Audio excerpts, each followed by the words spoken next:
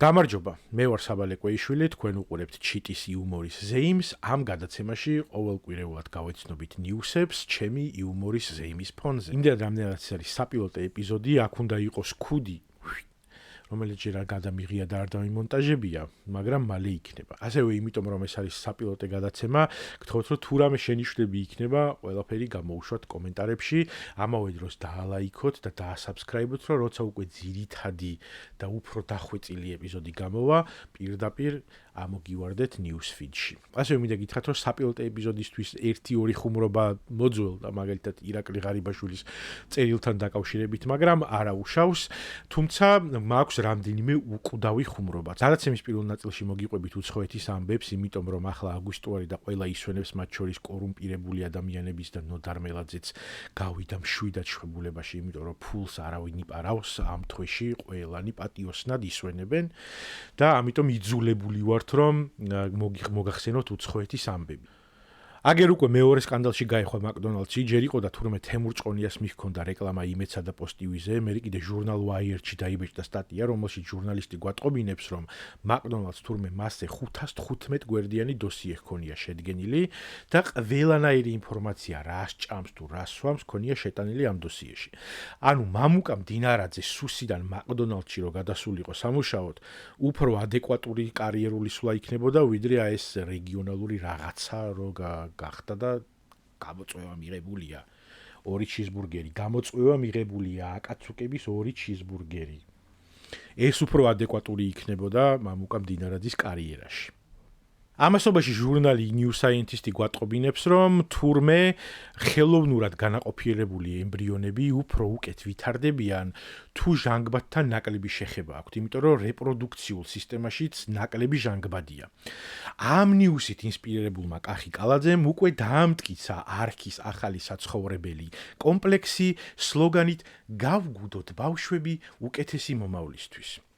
ხოლო აქვე მინდა შევახსენო Scroll-ვა Screenwis სააგენტოს, რომ თუ აწი ვინმე იტყვის, რომ კახა კალაძემ თბილისი ჩააბეტონა და ჩაადედის სინამდვილეში ეს მეცნიერული მეტაფორაა და არა რაღაც უგრძრდელობა. ახალი ამბებია ხელოვნური ინტელექტის ფრონტიდანაც და აღმოჩნდა მაგალითად, რომ ამერიკის კონგრესის წევრები ახალი კანონების დასაწერად იყენებენ ხელოვნურ ინტელექტს. აი მაგალითად ფლორიდის კონგრესვუმენმა ანა პაულინა ლუნამ თურმე აიღო და მთელი თავისი მიმოწერა ChatGPT-სთან პირდაპირ ნაციონალური თავდაცვის აქტში ჩააკოპირა.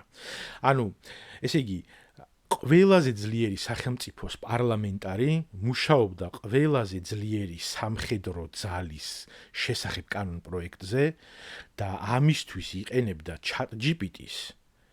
და ამ დროს ნიკო ნერგაძე იმაზე წუხს, რომ ვიღაცამ ხელოვნური ინტელექტით ჩონგური და სალამური ააკონესა. ამ ნიუსთან დაკავშირებით არსებობს ვარაუდები, ასევე რომ თურმე ამერიკასთან ქართულმა ოცნებამ ვერ დაალაგა ურთიერთობები ჯერჯერობით იმის გამო, რომ ChatGPT-ს უფასო ვერსიას იყენებენ და აი ეს შეკითხვების ლიმიტი რაც აქვთ, იმას ყაველაშვილისთვის ფილოსოფიის სწავლებაზე ხარჯავენ და ჯერ მაგიტომ ვერ დაალაგდა დიპლომატიური ურთიერთობები. სოციოკულტურულ ფონზეც დიდი ამბებია, გაიგებდით ალბათ, რომ მსახიობმა გოგა პიპინაშვილმა დაკარგა ძაღლი და ამ თემამ ისევე როგორც სხვა თემებმა ხალხი უღრად გაყო.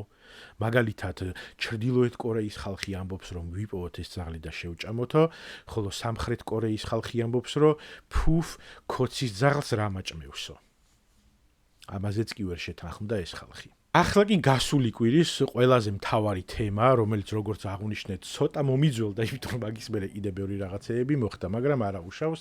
როგორც იცით, წინა ორშაბათს 17 აგვისტოს ირაკლი ღარიბაშვილმა გამოუშვა ახალი წერილი. ჩვენ ყველანი ალბომს ველოდით, იმიტომ რომ როგორც იცით, ციხეში რომ მიდიან ხოლმე იქ ალბომებს დროფავენ, მაგრამ ამ განსაკუთრებით რეპთან და ჰიპ-ჰოპთან ვინც არის კავშირში, ისეთი ადამიანები, მაგრამ ამ შემთხვევაში ირაკლიმ წერილი დროფა. ეს წერილი უფრო მეტად გავდა აი თქვენი გაბრაზებული ფრენდი რო სტატუს დაწერს იმასთან დაკავშირებით, რომ ყველა ბოღმიანი არის და ბოლოში რო წერს, რომ ყველა გამგები გაიგებს და მაინც რო ვერავინ ვერაფერი ვერ გაიგო. პირადში მიგეწერა რაღაც ჩვენ რას გვაკითხებდი, ამ აბდაუბდას ვერ გავიგე, აი ეგეთი ვაიბები აქვს ირაკლის ამ ახალ წერილს. ხო და ამ სტატუსს მე მიბმული ჰქონდა სკრინშოტი, რომელზეც გითხრეს, რომ დინარაძის დაწერილი არისო, მაგრამ მგონი უფრო ყაველაშვილის დაწერილს გავდა ისეთი ტექსტი იყო და მაგრამ პრინციპში ხო ამის მერე ღარიბაშვილმა კიდევ ორი წერილი გამოუშვა, რომელსაც დაჟინებით აიგნორებდა ტელეიმედი, რაც თავისთავად ცხადია ღარიბაშვილმა იცოდა, რომ იმედი მას იმედს არ გაუმართლებდა და შესაბამისად იმედის იმედი არ ჰქონდა და იმედი არ გადაეწურა მაინც და აკაცუკმედიის იმედად გამოუშვა და მისი იმედი გამართლდა ამ შემთხვევაში. აქვე იმასაც გეტყვით, რომ მსახიობ იმედო კახიანს ძაღლი არ დაუკარგავს. დიდი მადლობა რომ უყურეთ ამ ვიდეოს. ეს იყო ჩიტის იუმორის ზეიმის საპილოტო ეპიზოდი. თუ ეს ეპიზოდი ოდნავ მაინც მოგეწონათ, ძალიან გთხოვთ რომ დაალაიქოთ და არხიც გამოიწეროთ, იმიტომ რომ თუ საპილოტო ეპიზოდი ოდნავ მაინც მოგეწონათ, ესე იგი ძირითადი ეპიზოდები კიდევ უფრო მოგეწონებათ, რომელშიც რუბრიკებიც მაქვს რაღაცეები მოფიქრებული და გარდა იმისა, რომ იუმორს ვიზეიმებთ ამ გადაცემაში, თქვენ სერიოზულ ინფორმაციასაც გაიგებთ. მაგალითად, ისეთი როგორც არის, რომ რაში იყენებს მაკდონალდსი ინფორმაციას, როგორ მოკიდოთ ჩიზბურგერები, ეს ხომ გაიგეთ. ან მაგალითად, უჟანგბადო რეპროდუქციული სისტემების გარეშეც ხომ გაიგეთ და ემბრიონების შესახებ, ან მაგალითად ხელოვნურ ინტელექტში რა ხდება, ეგეც ხომ გაიგეთ.